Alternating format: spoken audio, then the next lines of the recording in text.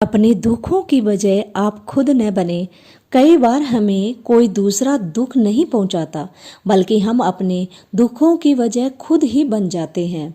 इस बात में हमें खुद को बचना चाहिए, क्योंकि ऐसा करने से हम खुद को परेशान करते हैं।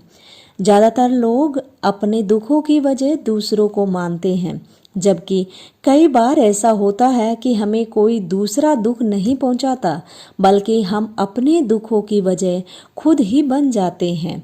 इस बात से हमें खुद को बचाना चाहिए, क्योंकि ऐसा करने से हम खुद को ही परेशान करते हैं और डिप्रेशन में चले जाते हैं। ऐसा ही एक प्रेरक प्रसंग गौतम बुद्ध का भी है, जो हमें अपने दुखों की वजह खुद को नए बनने के लिए प्रेरित करता है। तो आइए जानते हैं इस प्रसंग को।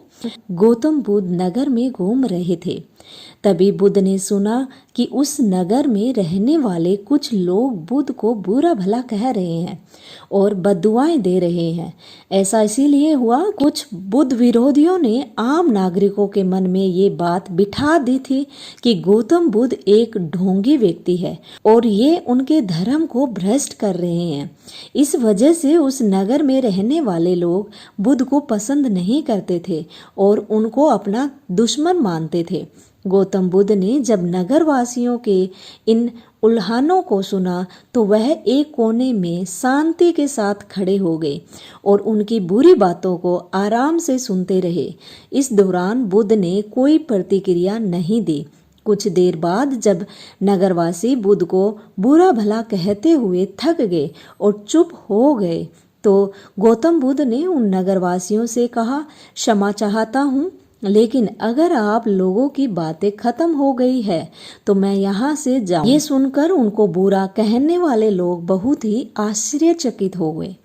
तभी वहां मौजूद लोगों में से एक व्यक्ति ने बोला, हम लोग तुम्हारा गुणगान नहीं कर रहे हैं, तुमको उल्हाने दे रहे हैं और तुम्हें बुरा बोल रहे हैं। क्या तुम पर इन बातों का कोई असर नहीं हो रहा? उस व्यक्ति की बात का जवाब देते हुए गौतम बुद्ध ने कहा, आप सब चाहे मुझे कितनी भी गालियां दे या कितना भी बुरा कहे, मैं इन्हें खुद पर नहीं लूँगा, क्योंकि मैं जानता हूँ कि मैं कुछ गलत नहीं कर रहा। इसीलिए इन बातों को जब तक मैं स्वीकार नहीं करता, तब तक इनका मुझ पर कोई असर नहीं पड़ रहा।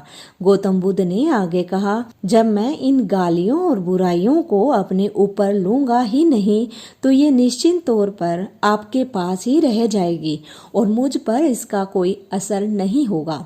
तो दोस्तों, इस कहानी से आपको पता चला होगा कि अगर आपको कोई दूसरा बुरा या भला कहे, तो आप उनकी बातों को इग्नोर कीजिए और अपने मन को शांत और खुश रखिए। दोस्तों, वीडियो अच्छा लगा, video like, share and subscribe करना। Thank you.